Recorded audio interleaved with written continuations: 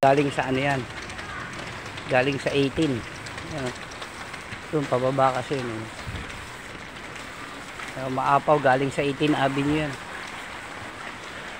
Yan. Kaya dito agos lahat. Mababaw dito. Mababa yung kalsada.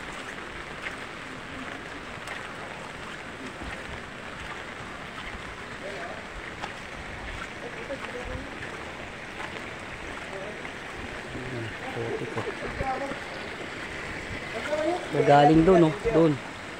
Galing sa 18. Yung drainage, yung imbornal doon, maapaw eh. Pupunta rito. Sa 18 yan eh.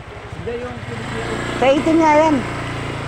Yung sa may Villamar, nagtago sila ng ano dyan eh. Bumaba doon sa 18 kasi. Tapos ito, diretso sa 20 hanggang makarating sa creek. Yan.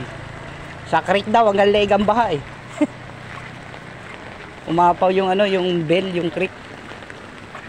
Eh, wala na naman oh. Konting ulan lang to. Pupuno agad to yun. Doon nangagaling, umaapaw yun oh.